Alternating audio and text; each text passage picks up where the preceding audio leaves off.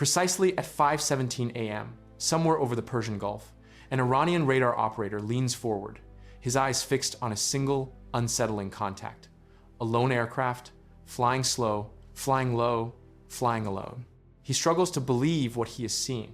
For weeks, Iran has been on edge. Satellite imagery doesn't lie. Freshly poured concrete over hardened bunkers, excavated earth piled around nuclear sites, construction crews working round the clock at a pace that signals one thing clearly: panic. Washington sees it, London sees it, Tel Aviv has seen it for months. The entire world watches Iranian bulldozers working overtime, and everyone understands precisely what it means.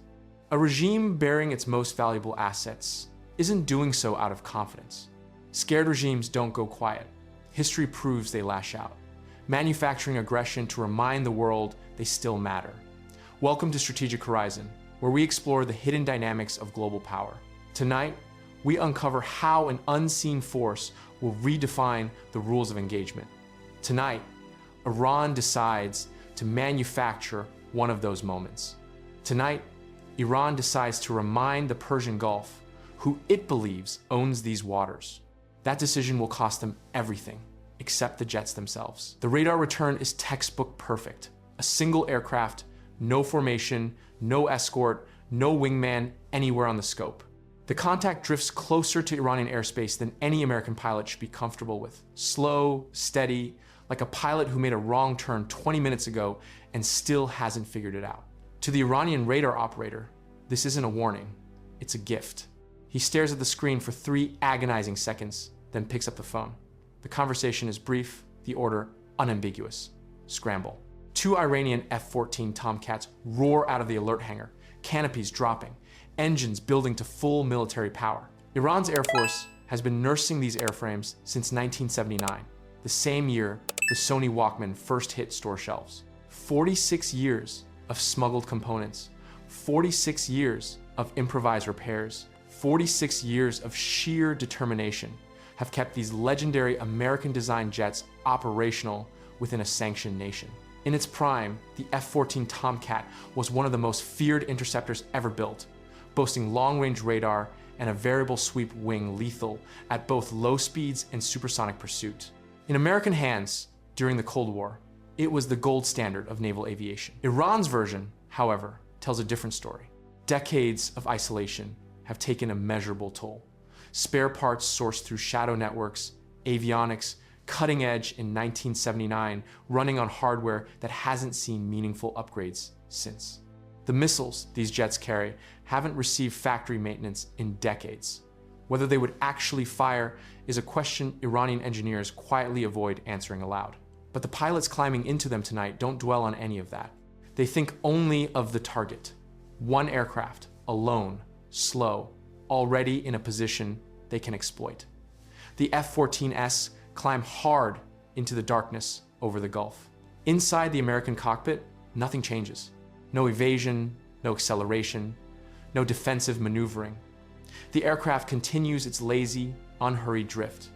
Because this drift isn't an accident, it's a meticulously crafted script.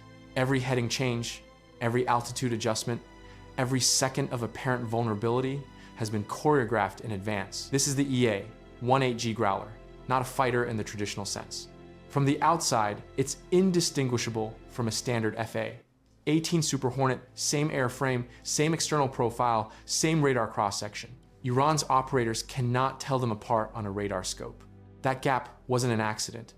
It was engineered deliberately by the architects of this trap. Inside the Growler's cabin, 2 crew members monitor the approaching F-14S with the calm focus of surgeons preparing for a procedure they've rehearsed 1,000 times.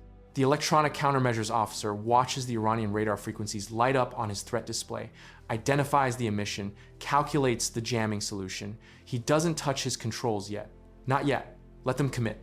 Meanwhile, at 10,668 meters, invisible against the night sky, an F-35C holds its position.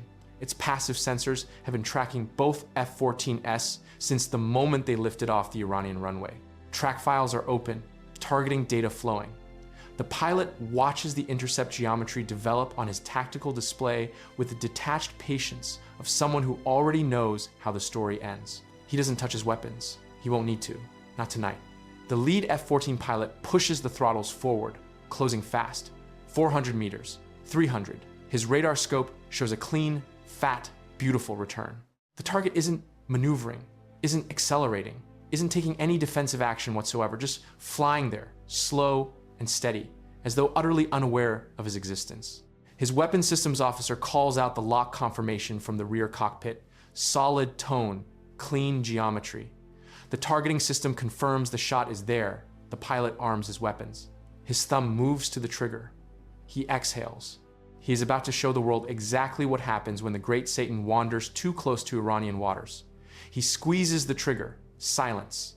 Not a misfire, not a system warning, not a caution light. Complete silence where a weapons release tone should be. He blinks, looks at his radar scope. Empty. The return, sitting fat and clean on his display just a second ago, no longer exists. He switches radar modes. Nothing. Backup ranging system. No response. He cross-checks his avionics display. Error. Error. Error. His weapons systems officer calls out readings that make no sense. Navigation is down. Communications degrading. The radar warning receiver is flooding with noise, unable to process or categorize anything. His cockpit, which 30 seconds ago felt like the most powerful place in the Persian Gulf, now feels like a broken elevator falling toward the water below. He gets on the radio, his voice tight. He tells ground control his systems are failing. Ground control tells him to troubleshoot. He tells ground control there's nothing left to troubleshoot. Everything is simply gone. All of it. Simultaneously, ground control goes quiet because ground control doesn't have an answer. Nobody in Iran has an answer. Here is why. The EA-1HE Growler is built around one core purpose: finding the frequencies an enemy aircraft depends on and destroying those frequencies with focused electromagnetic energy. Its jamming suite doesn't interfere randomly, it's precise. It identifies the specific radar and communication signals being used by a target and overwhelms them with directed energy powerful enough to render every dependent system useless. The moment the lead F-14's fire control radar established a lock, the Growler's electronic countermeasures officer had everything he needed: frequency, pulse pattern, emission signature.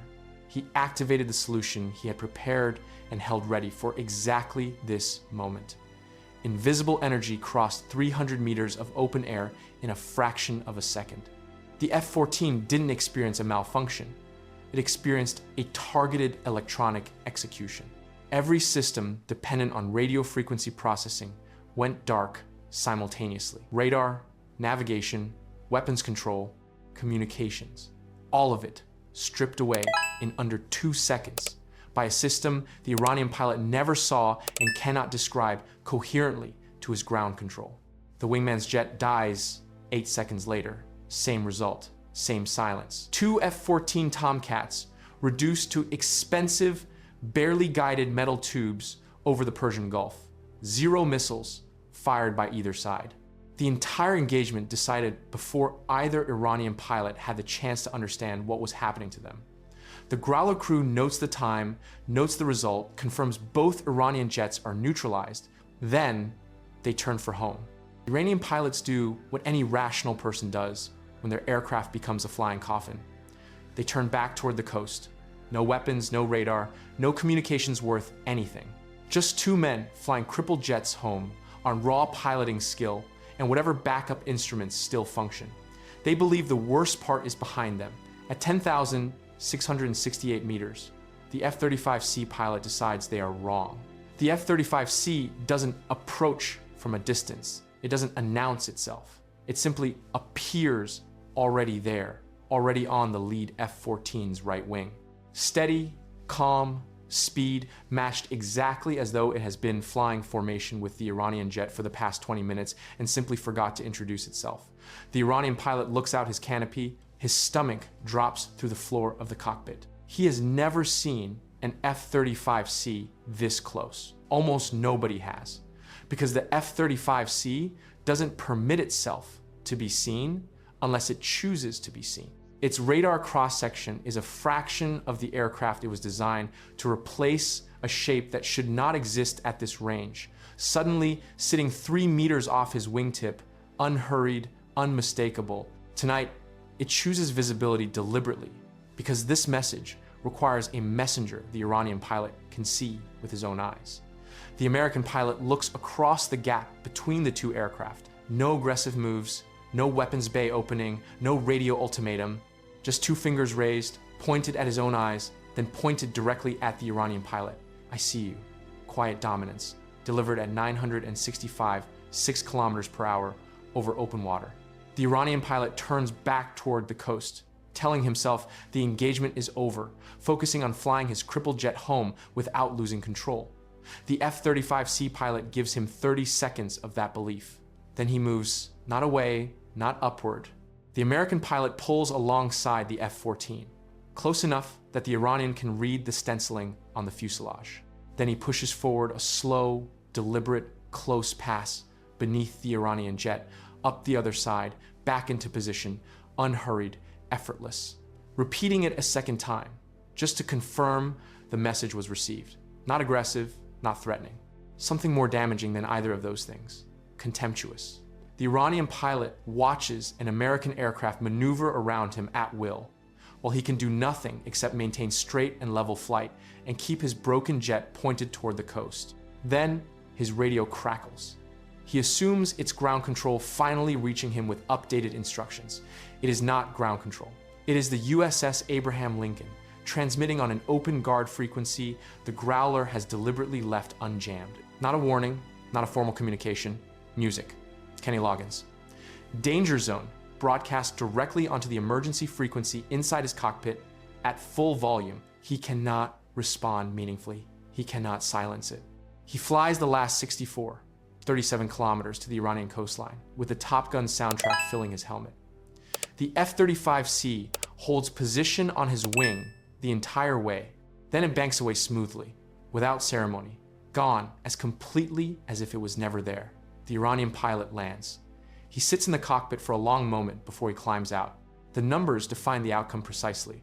Iran scrambled 2 F-14 Tomcats with a combined operational value of roughly $40 million. Both aircraft expended 0 munitions. Both lost full combat capability within 10 seconds of attempting a weapons lock. The United States expended 0 munitions, 0 additional aircraft beyond those already on scheduled patrol. Total American cost for the engagement: fuel burn and flight hours for 3 aircraft already airborne. This is effects-based electronic warfare at its highest level. The doctrine isn't about destruction, it's about demonstration. When you can reach inside an enemy's most capable interceptor and extinguish every system it carries without firing a single round, you don't need to shoot it down. You send it home. You let the pilot walk into his commander's office and try to explain what happened. You let that explanation travel up the chain of command. You let Iranian military leadership sit together and confront a reality they cannot publicly acknowledge. Their best available interceptors are not actually interceptors when an EA-18G Growler is operating in the same airspace. That debrief happens in rooms the world never sees. Its effect on Iranian operational planning is more lasting than any debris field in the Gulf. The broader lesson reaches beyond this single engagement. Electronic warfare has lived in the shadow of kinetic combat for decades. It doesn't photograph well, it doesn't produce dramatic explosion footage, but what happened tonight over the Persian Gulf makes one thing undeniable. The most powerful weapon in a modern air battle is not the missile with the longest range. It is not the jet with the highest thrust-to-weight ratio. It is the system that decides when the other side gets to fight at all.